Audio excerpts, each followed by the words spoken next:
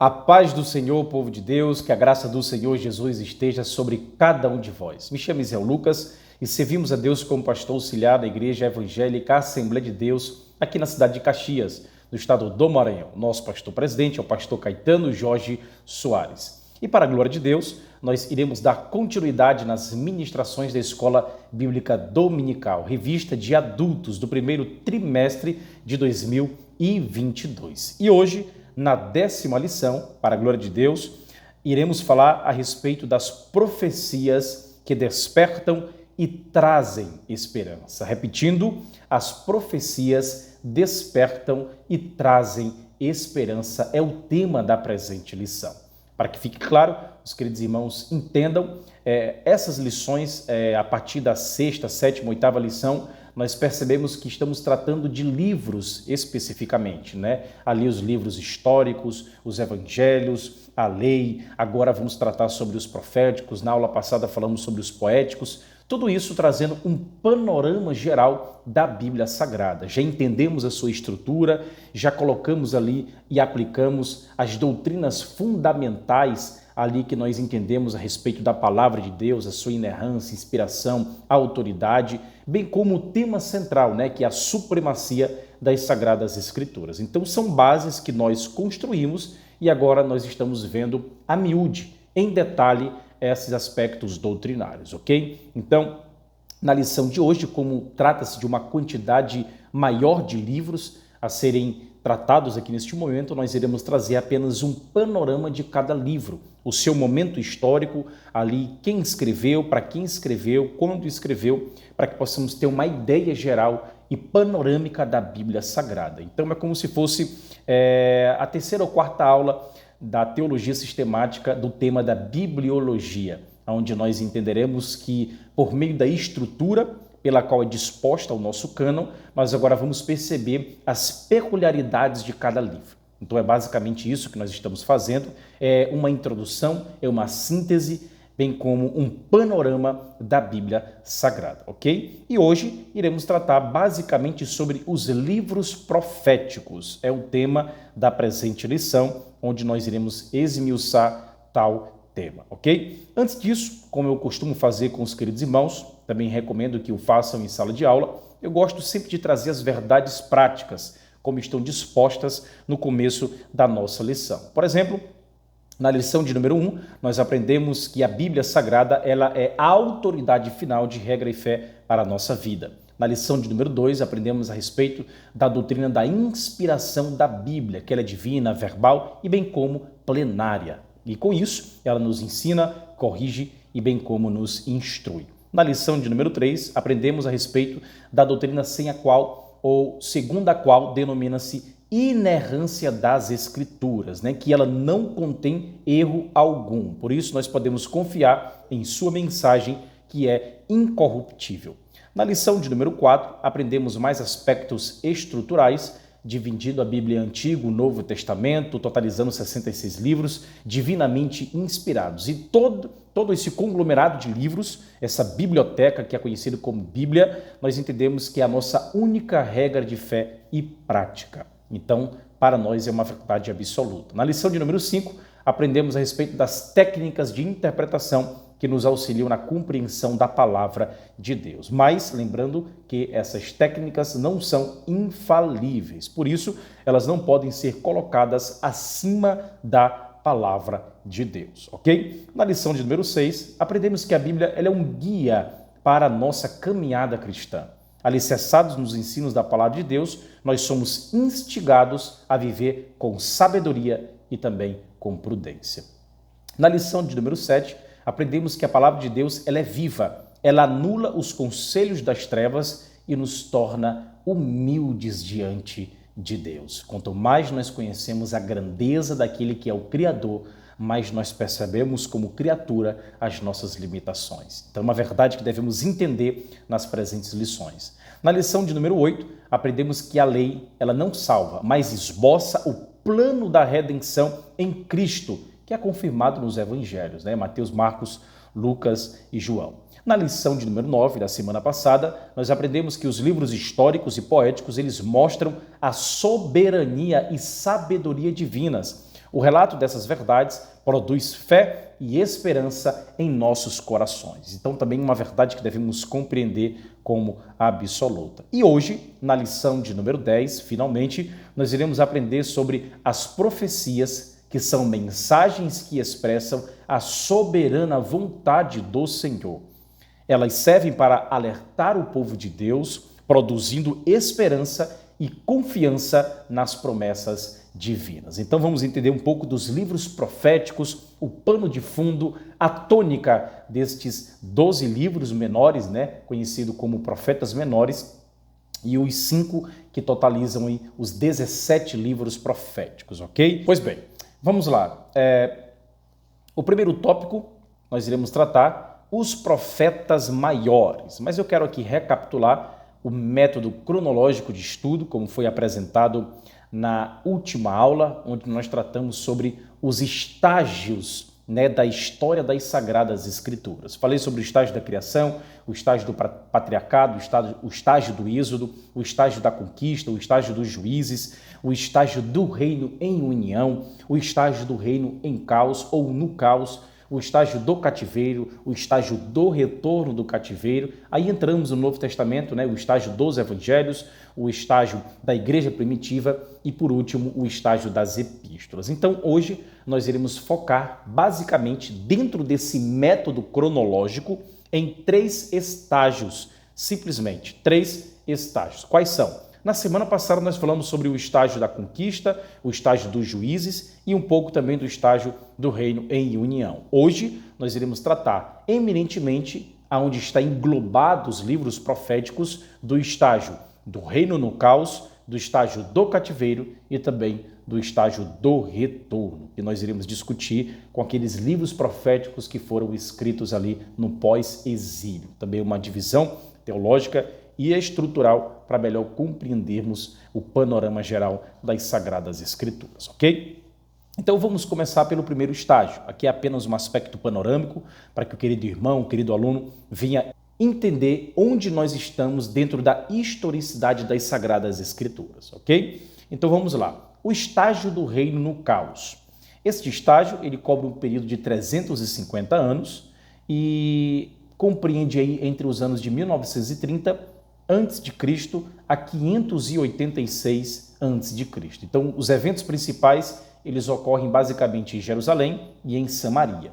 Segundo aspecto que deve ser notado nesse estágio do reino no caos, é que o período ele começa com uma trágica guerra civil, que divide a nação israelita em 2 reinos inimigos, e termina com os 2 reinados sendo conquistados por 2 nações pagãs inimigas, de acordo com 1 Reis capítulo 12, bem como 2 Reis capítulo 17, também o 25, ok? Quais são os livros que compreendem o reino no caos, de forma cronológica? Nós percebemos 1 Reis capítulo 12, 2 Reis, 2 Crônicas, ok? Esses são os livros que compreendem todo o aspecto histórico daquela nação e eles estão dentro da divisão estrutural da Bíblia conhecidos como livros históricos. Agora, dentro do reino no caos, é isso que eu quero falar para vocês, tem os livros proféticos, nesse estágio da cronologia das Sagradas Escrituras. Quais são os livros que foram escritos nesse período do reino no caos? Destaco Obadias, Joel, Jonas, Amós, Oséias, Miqueias, Isaías, Naum, Sofonias, Abacuque, Jeremias e Lamentações. Olha como é interessante. Então foram os livros escritos nesse período do reino em caos. Agora o segundo estágio é conhecido como estágio do cativeiro. Se destacam basicamente 2 livros, A nação israelita, nesse período aí do estágio do cativeiro, onde eles estavam cativos, eles basicamente foram curados do pecado da idolatria justamente na cidade que era idólatra, Olha como isso é interessante. Essas antíteses celestiais, esses paradigmas sobrenaturais que somente Deus para fazer com que nós entendamos, O povo, dentro do seu conforto, dentro de uma teocracia, não conseguiam adorar ao Deus verdadeiro, mas quando tudo lhe desfavoreceu, dentro das mensagens proféticas, foi que a maioria e maior parte daquela nação voltou-se para Deus e foram curados do aspecto da idolatria. Isso é muito interessante. O estágio do cativeiro, por exemplo, se você quiser entender mais desse período, leia o Salmo 137, que fala do início, de como se deu esse início, né, dentro daquela poesia hebraica, e também o aspecto final daquele período do cativeiro está lá disposto no Salmo 126. No Salmo 126 está o aspecto e descreve o final desse período, ok? Pois bem, o estágio do cativeiro compreende os livros de Ezequiel e também o livro de Daniel. São os livros que compreendem esse período conhecido como estágio do cativeiro. Terceiro é o estágio do retorno. Sua duração é de aproximadamente 140 anos. Zedequias ele foi o último rei de Judá. Ele fora levado ao cativeiro por Nabucodonosor. A cidade de Jerusalém ela havia sido destruída e o templo fora arrasado em 18 de julho de 586, de acordo com 2 Reis, capítulo de número 24. Aqui nós entendemos nesse período que muitos cidadãos de Judá, eles também foram transportados para a Babilônia, juntamente com Ezequiel e Daniel. Ambos ministraram e escreveram na nação estrangeira. O primeiro como sacerdote e o outro como primeiro-ministro, né? Ezequiel como sacerdote e Daniel como primeiro-ministro. Em outubro de 1539 a.C., a Babilônia ela caiu diante das forças invasoras dos medos e dos persas, lideradas por Ciro o Grande. Belsazar, que era o rei babilônio, naquele momento ele foi executado, de acordo com Daniel, capítulo de número 5. Ciro, então, ele designou seu general mais hábil, conhecido como Dario, ou Dário, né? O Medo. Ele é conhecido na história secular como Gobrias, é o nome dele na história secular, Gobrias. Durante o primeiro ano do seu reinado, Ciro ele proclamou um decreto permitindo aos judeus que eles pudessem retornar a Jerusalém. E com isso eles pudessem também construir o seu templo e na sua cidade, ok? Aí se destaca nesse período Jeremias, que profetizou a duração desse cativeiro. E bem como Isaías efetivamente chama Ciro por seu nome ali 170 anos antes do ocorrido, de acordo com Isaías capítulo 44, verso 28. Olha como isso é impressionante. As profecias de fato antevendo os relatos futuros, porque Deus é soberano e controla a história. Nesse período aqui, houve 3 retornos distintos dos judeus. Lembre-se disso. No período do estágio do retorno, houve 3 períodos de retornos distintos dos judeus que estavam ali restantes naquele grande império da Babilônia. Quais foram?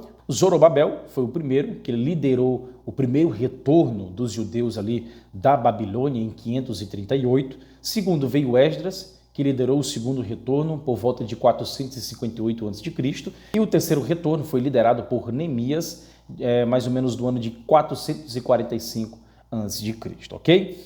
Em 537 a.C., a reconstrução do templo começou. Entretanto, ela foi interrompida algumas vezes por algumas intervenções diabólicas, de acordo com o que nós entendemos nas Sagradas Escrituras. E é nesse período que Ageu, Zacarias, eles ministram para os desencorajados judeus que residiam em Jerusalém. Por isso que são conhecidos como profetas pós-exílio, ok? Bem como Malaquias, que é o último profeta do Antigo Testamento. Então, essa é a primeira narrativa que devemos entender dentro desses 3 estágios, dentro do método cronológico que eu já havia explicado para vocês na aula anterior, ok? Se o querido irmão quiser saber mais um pouco sobre isso, assista o começo da aula passada, da lição de número 9, vai entender daquilo que nós estamos falando. Pois bem, construído essa base, esse raciocínio, vamos agora conceituar. A primeira coisa que você tem que fazer em sala de aula, além dessas informações gerais que eu trouxe para o panorama histórico da Bíblia,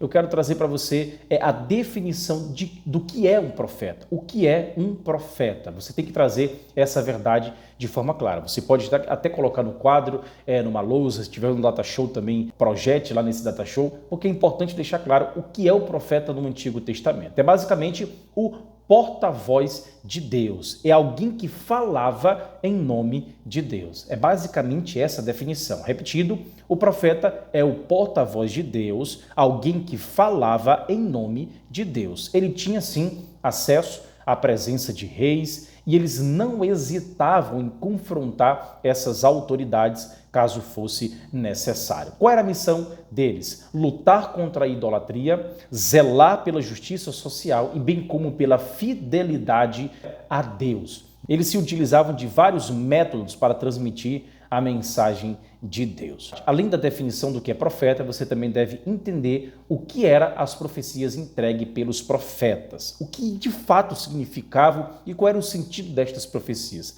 Você explica para os seus alunos. Primeiro, é a descrição antecipada da vontade de Deus. Então, o profeta é um porta-voz de Deus, alguém que fala no nome de Deus, e as mensagens entregues eram basicamente descrições antecipadas da vontade de Deus, quer com referência ao passado, ao presente que eles estavam vivendo no contexto imediato, e bem como ao futuro, como nós veremos daqui a pouco nos livros proféticos de Daniel e Ezequiel. São basicamente essas as definições e o propósito do profeta e das suas profecias, ok? Então vamos lá, vamos aqui para a divisão, de acordo com os nossos slides, os profetas maiores. Quem são os profetas maiores? São Isaías, Jeremias, Ezequiel e Daniel. Por que são tidos como maiores? Simplesmente por causa do seu conteúdo literário, pela quantidade de escritos ali, de acordo com o que está disposto no cânon do Antigo Testamento. Não por sua estatura, ou por sua importância, ou porque é melhor do que os outros profetas. Não, é basicamente pela quantidade de conteúdo. Por isso que são conhecidos como profetas maiores. Agora vamos fazer uma análise mais detalhada dos profetas maiores. Primeiro, o profeta Isaías. O que ele fez? Eu vou destacar aqui alguns fatos importantes da sua vida. Ele profetizou no reino de Judá durante os reinados de Uzias, Jotão, Acais e Ezequias. Ele denunciou a rebeldia do povo e apontou o cativeiro como juízo.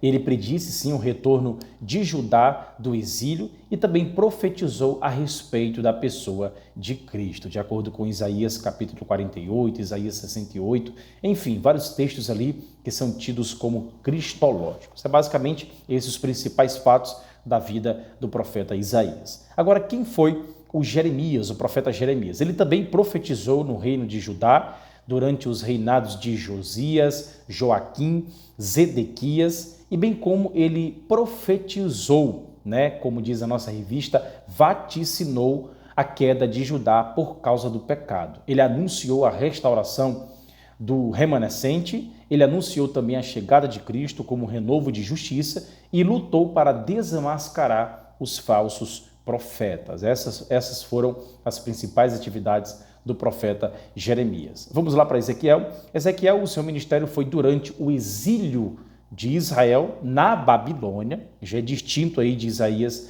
e de Ezequiel, e ele avisou também sobre a destruição de Jerusalém, mas também anunciou a sua restauração, ressaltando que a mesma exigia arrependimento. Para que houvesse restauração, era necessário arrepender-se. E além disso, ele prenunciou Cristo como pastor e rei, de acordo com Ezequiel 3, Ezequiel 34 e assim por diante. E por último, o profeta Daniel, ele também foi levado para o exílio, porém como um dos oficiais da corte. Ele recebeu uma visão da parte de Deus e entendeu que o cativeiro duraria 70 anos. Recebeu a revelação da restauração da nação, a vinda de Cristo, o advento do anticristo e o julgamento final, a famosa profecia de Daniel, capítulo de número 9, com aspectos escatológicos. Muito interessante esse capítulo e esse livro em geral, ok? Então, coloque em sala de aula os 4 profetas maiores. Quais são?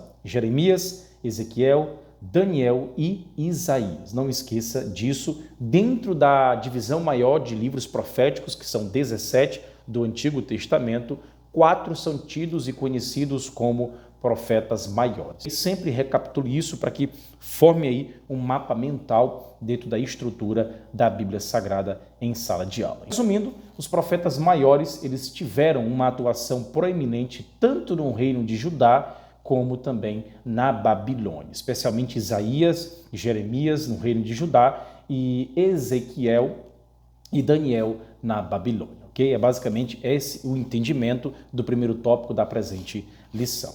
Continuando, vamos passar agora para os profetas menores. os profetas do Reino do Norte, os profetas do pré-exílio, os profetas do pós-exílio e os demais profetas. De acordo com o nosso slide, o querido irmão pode acompanhar, temos aqui 12 profetas menores. Como eu já falei, os profetas maiores é aquele conteúdo literário mais amplo e os profetas menores com poucos escritos, né? De acordo com a comparação dos profetas maiores, tem uma quantidade literária menor ali dos seus registros proféticos, ok? Quais são? Oséias, Joel, Amós, Obadias, Jonas, Miqueias, Naum, Abacuque, Sofonias, Ageu, Zacarias e Malaquias. São os livros conhecidos como profetas menores, ou seja, de Oséias a Malaquias, e são chamados de menores devido ao pequeno volume dos seus registros. É isso que você, querido professor, tem que deixar claro em sala de aula. Agora vamos dividir aqui. Alguns profetas, eles profetizaram antes do exílio, por isso que são conhecidos como profetas pré-exílicos, né? Pré-exílio, antes do exílio. Quais foram? Vou destacar. Joel, Miqueias, Abacuque, Sofonias. Depois vem Amós, Oséias. Depois Jonas, Naum e Obadias. E por último, pós-exílio, profetizaram Ageu, Zacarias e Malaquias, ok? E dentro dessa divisão maior, ainda temos uma que foram para um público específico. Por exemplo, quem foram aqueles que antes do exílio profetizaram para o reinado de Judá? Aí você responde, Joel, Miqueias, Abacuque e Sofonias. Foram 4. Quais desses 12, como está disposto aqui no quadro, profetizaram para a nação de Israel, né? O outro reinado, naquela divisão ali depois de Salomão? Foram Amós e Oséias. Olha como isso é interessante. E quais desses 12 que profetizaram para outras nações que não Israel e nem Judá? Para a Síria e também para Edom. Aí você responde, para a Assíria, tendo como capital Nínive, foi Jonas. Para Edom foram Obadias e Naum. Então, basicamente, esse é o panorama estrutural geral dos livros proféticos, ok? Especificamente dos profetas menores. Mas, além disso, esses que falei anteriormente para Judá, para Israel e para as outras nações foram pré-exílio. Mas temos também aqueles que foram pós-exílio, ok? Quais foram? Ageu, Zacarias e Malaquias foram os profetas que profetizaram após o exílio. Por isso que fala pós-exílio, ok? Então, basicamente, essa é a divisão maior estrutural dos livros e profetas menores. Esses 12 livros que compreendem de Oséias a Malaquias. Agora vamos rapidamente para um breve panorama de cada livro. Como nós não temos tempo para discorrer detalhadamente dos livros, vamos falar basicamente o principal, aquilo que de fato é útil você levar nesse primeiro momento em sala de aula. Então, vamos começar aqui com os profetas do Reino do Norte, né? Do Reino do Norte, Israel. Quais foram? Amós e Oséias. Amós, ele entregou uma mensagem contundente contra a idolatria, injustiças sociais e profetizando quando Israel vivia grande prosperidade. Ele mesmo mostra que a prosperidade de Israel foi a causa de suborno, corrupção e injustiça, e profetizou o cativeiro como juízo, de acordo com Amós capítulo 2, verso 6 até o verso 8. Agora, Oséias, ele condenou a infidelidade de Israel, que como uma meretriz traiu e abandonou o Senhor para seguir o caminho do pecado. Já no começo do livro, nós entendemos isso de acordo com Oséias capítulo 1, verso 2. Ela, como consequência, ela foi conduzida para o cativeiro assírio, de acordo com Oséias capítulo 9, verso de número 3. Foi isso que aconteceu na perspectiva bíblica. Além disso, os profetas do pré-exílio foram Joel, Miqueias, Abacuque e Sofonias. Agora vamos entender um pouco do panorama de Joel. Joel, ele pregou o arrependimento, profetizou o derramamento do Espírito Santo, de acordo com Joel, capítulo 2, verso 28. Miqueias, ele denunciou a falsa espiritualidade, anunciou a destruição de Jerusalém e bem como o cativeiro babilônico e a restauração de Judá. Abacuque, ele reclamou da violência, do litígio e da sentença distorcida. Ele avisou que os babilônicos seriam usados por Deus para punir a nação, de acordo com Abacuque, capítulo 1. Por último, Sofonias, dentro dos profetas do pré-exílio, ele trouxe uma mensagem contundente a respeito da destruição de Jerusalém e das nações vizinhas. Ele falou a respeito da restauração dos remanescentes, apontou os pecados dos príncipes, de acordo com o que está escrito lá em Sofonias, capítulo 1, verso do 4 até o verso 9, ok? E por último, os profetas do pós-exílio, ok? Já destacamos 6 aí, pré-exílio, agora vamos falar do pós-exílio. Quais foram? Ageu, Zacarias e Malaquias. Ageu, ele incentivou os que retornaram do exílio a reconstruir o templo e assegurou a glória deste segundo templo. O famoso texto de Ageu, capítulo 1, verso 1 a 6, que fala sobre a glória da segunda casa. Zacarias, ele assim como Ageu, ele animou o povo a construir o templo e anunciou a vinda do Messias, como capítulo cristológico de Zacarias, capítulo 4, verso 9.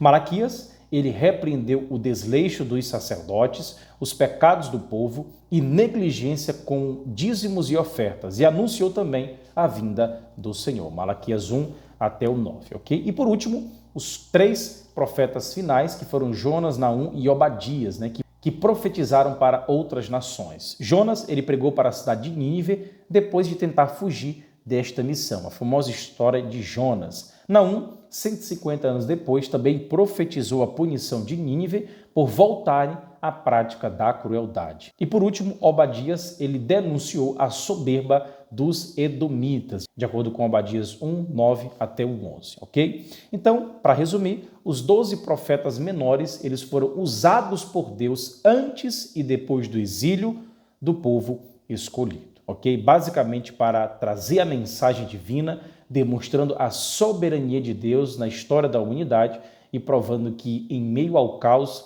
em meio à desesperança, quando um profeta abre a boca, porque Deus está falando com o seu povo, ok? Continuando, por último, para encerrarmos, trataremos a respeito do livro de Apocalipse, trata do único livro do Novo Testamento profético. Nós sabemos que no Antigo temos 17 livros proféticos e no Novo Testamento apenas um. O Apocalipse, ele é o único livro em toda a Bíblia que começa com uma bênção especial àqueles que estudarem este livro e termina prometendo uma maldição especial àqueles que acrescentarem ou tirarem dele alguma coisa. Olha como isso é interessante. Ele foi escrito pelo apóstolo João, que já havia escrito 4 outros livros do Novo Testamento. Estes são o Evangelho de João, 1 João, 2 João e, por último, 3 João, bem como Apocalipse. Anteriormente, o autor ele havia se referido mais à eternidade passada do que qualquer outro escritor. Se você ler o Evangelho de João, você vai perceber esse destaque da eternidade passada. Agora, em Apocalipse, ele se refere mais do que qualquer outro escritor da Bíblia Sagrada a respeito da eternidade futura, e especialmente Apocalipse capítulo 21, bem como capítulo 22, ok? Sim, ele é o único livro do Novo Testamento a ser considerado como profético, você pode destacar isso. Tem como seu autor o evangelista João, o apóstolo do amor, e os destinatários foram as 7 igrejas da Ásia Menor. E o seu propósito é mostrar as coisas que brevemente devem acontecer, revelando a vitória final do reino de Deus, bem como advertir e consolar os cristãos a respeito das coisas futuras, e não a incerteza do hoje que vai determinar a desesperança do amanhã. Pelo contrário, aqueles que têm a Bíblia como única fonte de regra e fé para a nossa vida e o nosso caráter cristão, a palavra de Deus ela nos conforta. A palavra de Deus ela traz esperança para os nossos corações, ok? Então, a mensagem para as 7 igrejas, quais foram? Basicamente, cada igreja recebeu repreensões e encorajamentos de acordo com a sua condição espiritual, como está disposto lá no capítulo 2 e capítulo 3 de Apocalipse.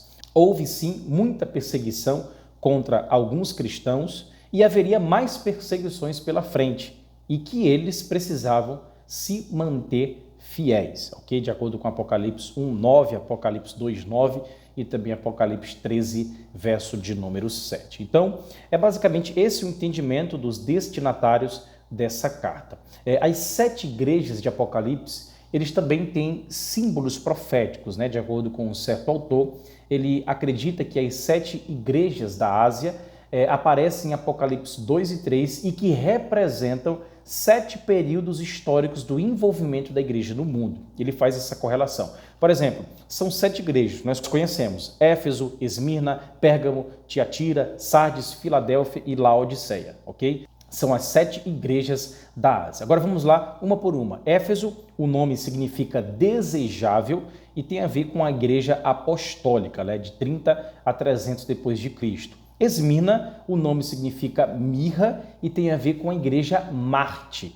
Tem a ver com um período de tempo de 100 a 313 depois de Cristo. E Pérgamo, o nome significa casamento e a igreja condescendente, a igreja aceita as práticas mundanas, que é condescendente com as corrupções do presente, ok? Tiatira, o nome significa sacrifício contínuo e tem a ver com a igreja católica romana, de 590 depois de Cristo a 1517.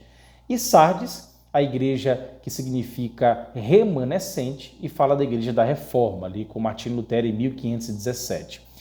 Filadélfia, 1700 a 1900, tem a ver com a igreja do avivamento, o amor fraternal. É a relação que esse autor faz com as igrejas do Apocalipse, com os símbolos proféticos. E por último, Laodiceia, 1900 até o arrebatamento, que tem como significado o direito do povo e a igreja mundana, ok? Então, é apenas uma curiosidade para que o irmão saiba dessa correlação das 7 igrejas do Apocalipse com os 7 períodos de história da igreja, ok? Então, qual que é a mensagem de esperança do Apocalipse? O livro do Apocalipse é um livro de esperança e a mais sublime esperança do povo de Deus é a volta do Senhor Jesus Cristo. Nós sabemos disso. Então, Jesus ele retornará para defender os justos, julgar os pecadores e derrotar Satanás juntamente com os seus aliados, a trindade maléfica, o anticristo, o falso profeta e bem como a besta, ok? É também um livro de advertência e consolação. O seu estudo nos incentiva à santidade, nos encoraja no meio do sofrimento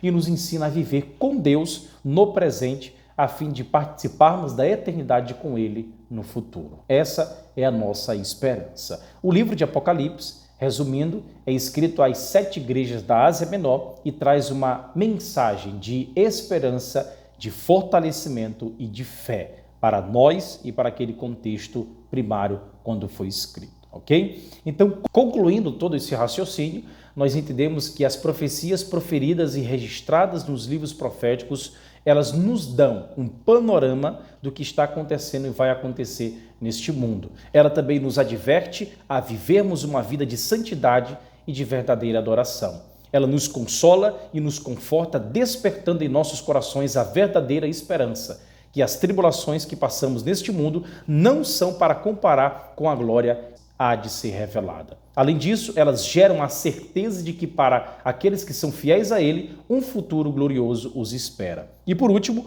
mostra que, ainda que para muitos não pareça, mas Deus está no controle da história e do futuro da humanidade, cumprindo todas as suas profecias escatológicas, tanto para a salvação como para o juízo. É um Deus único, soberano, sábio, perfeito, grandioso. E a nossa esperança, como diz Apocalipse 22, verso 20, é basicamente uma: ora vem, Senhor Jesus. Deus te abençoe. Até a próxima lição.